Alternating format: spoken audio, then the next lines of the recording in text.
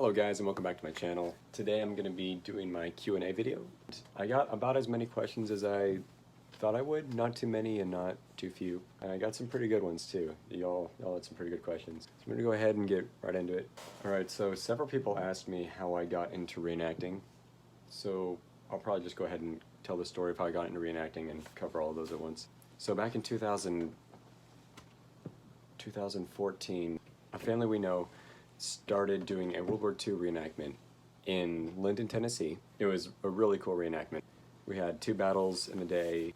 So my first ever reenactment that I participated in, I was a newsboy. So I was dressed up like a newsie and I was going around selling newspapers to the crowd, to the people there in attendance.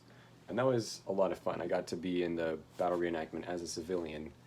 I got to run around and run away from the Germans and scream, and it was fun. But then the next year I was able to participate in the battles as a soldier with all of my buddies. So that was my first ever reenactment where I was actually participating as a soldier. We got to man a .30 caliber machine gun on the ground in the first battle, and then the second battle we got to ride in the back of a scout car and fire several different .30 cals that were mounted on the back. So that was really cool. That was my first time participating in a battle as anything other than a civilian. And then the following year, I was a medic. Yeah, and that was great. That was a lot of fun. I love being a medic. So really, I got into reenacting because of my friends around me. They'd all been doing it for years. They'd done Civil War and World War II. And when we moved to Tennessee, that's what the community around here did. And so I got into it too. And it was great. I loved it, and I've been doing it ever since. Even though some of the people who did it originally don't really do it anymore, they kind of, grew up and got bored. For me, it really stuck as a hobby, and I just love doing it. So that's really how it all started. Not really a super interesting story, but, been reenacting since I was, I think 13 or 14. Okay, so the next question I have is, what's it cost to get started? Sort of the basic entry-level kit.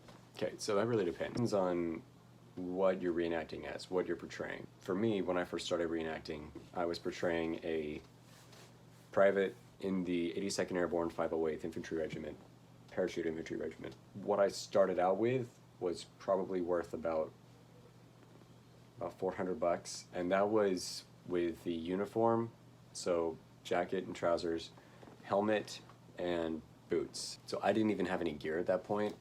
I just had some old cartridge belt that I already had, and I put a canteen on it and just kind of kept low.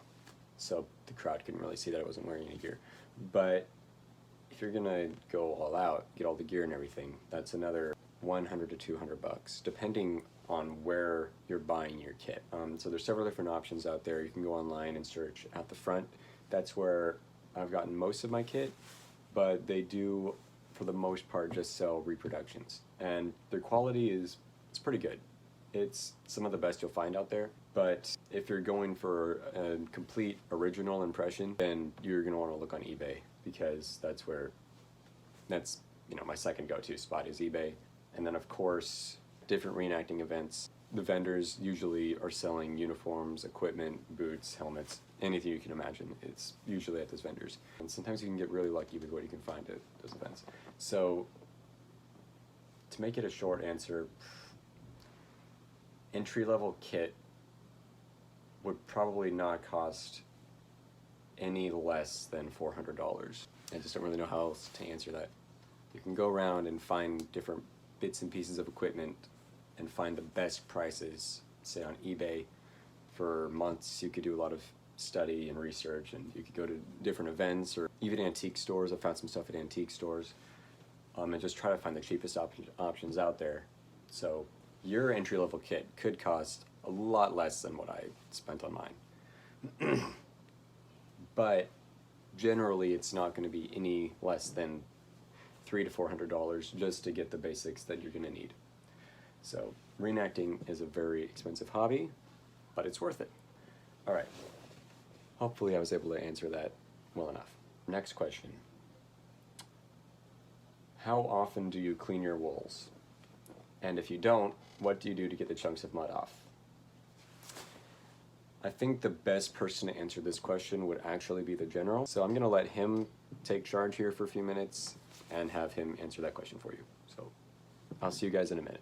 How's it going, boys and girls? It's the General here, and today I'm going to be answering the laugh-long question, how do you get dirt out of your trousers?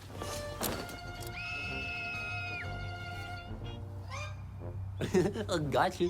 For this demonstration, I'm going to need my assistant, Arnold. Come in, Arnold. We're going to be showing you how to get dirt out of your trousers. Now, this is a very long and strenuous operation, and it might always need two people. So, Arnold, let's walk over here and show them how it's done. Step number 1, have your trusty assistant hit it with a stick. This will help to break up the fibers of the dirt. Arnold, start hitting away.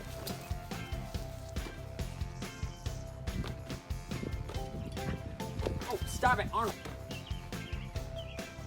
Step number 2, hit the snot out of it on a post like this. Next thing you're going to want to do is get a piece of rope, tie it to your belt loops. Make sure your pants are laid out like this on the road. Tie it in the car, just like so. Make sure it's a good healthy knot. Close your trunk. That'll do. All right, Arnold, get in the car. You're gonna want to drive around the neighborhood until they're nice and clean. Here we go. This is always my favorite part. You ready, Arnold? Here we go. I won't drive in neutral. Where'd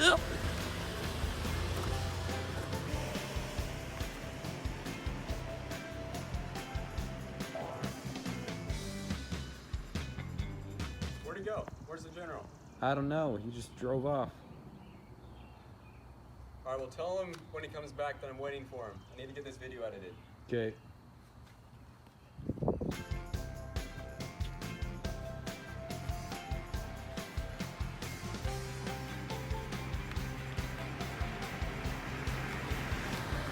Now those pants should be cleaner than baby's bottom.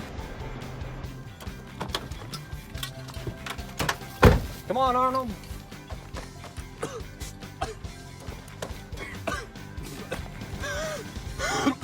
That's all there is to it, folks. Those pants will never be cleaner. Thanks for watching. Really like the general. He's a great guy. He's wise beyond his years. Next question. What is your absolute favorite thing about reenacting?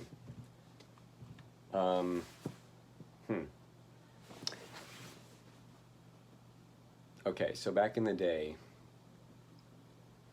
reenacting for me really just evolved around being with my friends, because the only reenactment I'd ever been in was Remembering World War II, the one that I talked about earlier that that a family we know started. So I look forward to that event every year because it was just a great time to, go into town, dress up, and just hang out with friends and, do whatever we want. It was a lot of fun. Doing the battles, it was great. Through the years, a lot of those friends just kind of got bored of it, and so they're not at every event that I go to now, but sometimes they're there. But still, I would say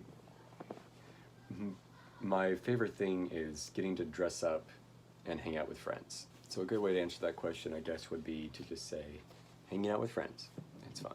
What's a goal you're aiming for in this area of interest? Okay, so my main goal would probably be right now is getting big on YouTube, because I absolutely love reenacting and collecting and filmmaking, and being able to make a living at that is kind of my goal right now. So if I could get monetized on YouTube and just make videos for a living while reenacting at the same time, doing battle footage and all that, that's kind of my dream right now. So that's what I'm aiming for. That's my goal, to be able to make a living from this hobby. And I know that's not really easy to do, because you're not ever going to really be paid to go to a reenactment and reenact. That's just not going to happen. And reenacting costs you, the reenactor, an insane amount of money. Sometimes buying tickets to go, whether it's a tactical event or more of a private event, you usually have to pay. So, and then just the gas money for traveling or airfare, whatever. And then, of course, all of your kit, your uniforms, your rifle, blanks, it costs a lot. by reenacting and filming everything and then putting it on YouTube. So long as I'm monetized, you could possibly make a living at it, you know? So that's my goal with that. And actually that answers the next question, which is, do you want reenacting to be your full-time career one day? Yes, that and filmmaking. I really want to do both at the same time. So making World War II films really reps into that.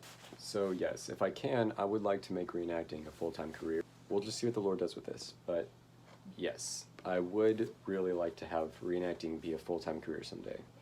I think that would be really, really cool. Next question, how do you keep a straight face when you've been shot or killed?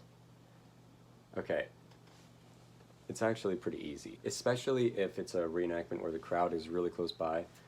I don't know about everybody else, but I get really, really in the mindset of this is real. And so I'm usually not laughing or smiling. I'm usually screaming bloody murder if I get hit. Usually busy writhing on the ground if I take a hit. You know, putting on a show for the crowd, trying to make it look good for them and make it feel as real as possible. So keeping a straight face really isn't that hard because you're just so in the mood. Part of it is probably the adrenaline, but for me it's never been a problem. I can always keep a straight face. Actually, funny story, one time, it was in my first reenactment, I was in the back of the scout car and it was supposed to be as if we took a hit from an anti-tank gun or something from the Germans, or maybe they lobbed a potato masher in the back of the scout car, I don't remember. But we pulled a smoke grenade and dropped it in the back to make it look as though our vehicle was destroyed. So I pretended I got shot and I fell into the back of the vehicle. And when the smoke grenade was ignited, the smoke completely covered all of us and I couldn't see, my eyes were burning, and then I couldn't breathe. And so I completely broke character. I became alive again. I was resurrected and I climbed up out of the scout car and I was about to jump over the edge when I realized, wait a second, I'm supposed to be dead. And so I made a scene and I pretended I got hit again, and then I just collapsed into the back of the scout car. Right in front of the crowd, literally 12 feet from the crowd. So you do sometimes break character depending on the situation, or if you're about to get run over by a tank. One time I took a hit and I fell down right in the path of some vehicles that were coming by. So I had to crawl away quickly when I had been pretending I was dead. So, you know, stuff happens. But as far as keeping a straight face goes, it's really not that hard. Next question, what got you interested in reenacting and what age? I already covered that. So everybody else around me was doing it, and 14. Can you wash and dry the wool uniforms and jackets? Technically, but it's really usually going to be a better idea to get them dry cleaned, at least the wools, because they will shrink. My wools, I actually have two sets. I have a set for the field, so for reenacting and doing battles and stuff, and then another set for my Class A is my dress uniform, which I just keep clean and separate. So I've never actually had to wash my wools, but the jackets, any combat jackets, I just don't wash because they need to be kept dirty for the character you're portraying as a soldier in the middle of war who usually just wouldn't have his clothes clean. But if you are going to clean them, you're probably going to want to do it in cold water. How did you get so interested in reenacting in World War II stuff? Okay, so I already covered how I got into reenacting, but World War II stuff I've been interested in since I was but 1 week old, at least. I've really just loved playing soldiers my entire life, playing with my brothers. We actually used to make little videos doing just little skits in the backyard and stuff. It was fun. So I've always had an interest in World War II. I don't know. It started at a young age and it's just never gone away. I'd actually been wondering how you know when you got shot during reenactments, since they use blanks. Okay, so yeah, this is the question that we get asked most, is how do you know when you get hit? So really, it just depends on the reenactment. Sometimes during the briefing before the reenactment starts, before the battle starts, the battle coordinator will read off how the battle's supposed to play out. And for instance, let's say that my squad is supposed to move up first. Okay, so we basically start the battle, we advance on the Germans, and let's say that they have a machine gun nest planted behind, you know, a building or something. And to start off the battle, we're supposed to be walking down a street, and the machine gun opens fire on us, and we all get killed. So in that scenario, we would know, once we get to this position and they start shooting at us, we all need to die to start off this battle and let the rest of the guys come in. In that case, it's scripted, planned out. We're gonna die at this place and time. But usually that's not really the case. It's kind of a free-for-all sometimes. Basically, take a hit when you think it's wise.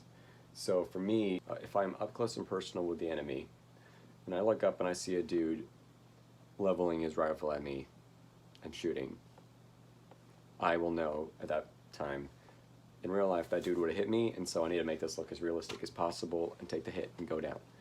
So it's really pretty straightforward. Even though you're not actually getting hit by any projectiles, just go down when you think it's best. Whether there's just a lot of gunfire going on and you want to be dramatic in front of the crowd, you want to put on a good show, which is usually me. I will just take a hit whenever I want to, really. Unless I've been told, you know, you need to make it to this point before you die. Because, for instance, in the D-Day reenactment, when we landed on the beach, we were told not to go down until we reach a certain point on the beach because of the Higgins boats rolling up. They didn't want people getting squashed. Also, you need to be in view of the crowd, so your death is worth it. So yeah, pretty straightforward. And no, we do not get hit by anything, and we don't use ketchup or airsoft guns, because I've been asked that several times. People thought that we used ketchup in our reenactments to know when we were hit. Yeah, that's not how it works. I'm sorry, but you were very, very dumb. You know who you are. All right, next question. What do you use to edit your videos, and where do you find the music/effects? Okay, so right now I just edit my videos on my phone. It's more convenient that way since I film on my phone. I found a really good editing app called VideoLeap. It's extremely advanced for a mobile app. It's got everything you need in there. So I just use that for now. And a lot of the music that I use is usually just on YouTube.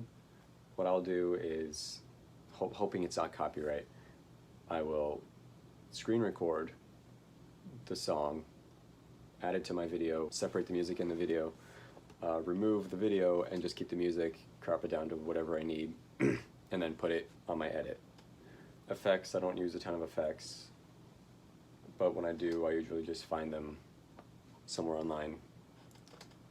Google, even sometimes in the app, they've got a lot of stuff in there too. All right, and the last question is, what's the cheapest way to go about collecting gear for the 75th Ranger Regiment, 29th ID? Okay. eBay. My best advice would be to do the research and figure out what the specific regiment would have been using as far as gear and uniforms go, patches, all that. Do the research, figure out what you need, and then look around on eBay, because that's where you're going to find the cheapest stuff on there. It's mostly originals in there, but sometimes the originals are a lot cheaper than reproductions. I would just say look around on eBay. But then also go to At the Front. They've got a ton of stuff on there that you can use. All reproductions again, but very good quality for the most part. And now I'll link some websites in the description just to give you all kind of a start on where to look. World War Supply is another place I've bought gear in the past, but they really don't have a lot of World War II stuff. It's kind of mostly post-war bits of equipment and things. So a very small selection, but I'll put that in there. Yeah, I'll just list a bunch of different websites in the description. All right, so that's it, I think, for all the questions.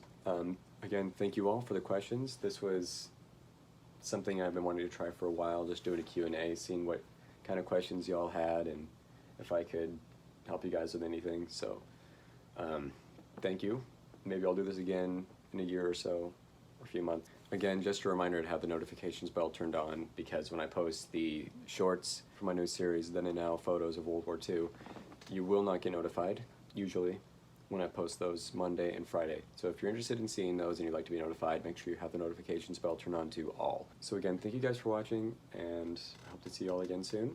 Or hopefully you guys will see me again soon, because I never actually see you. Goodbye.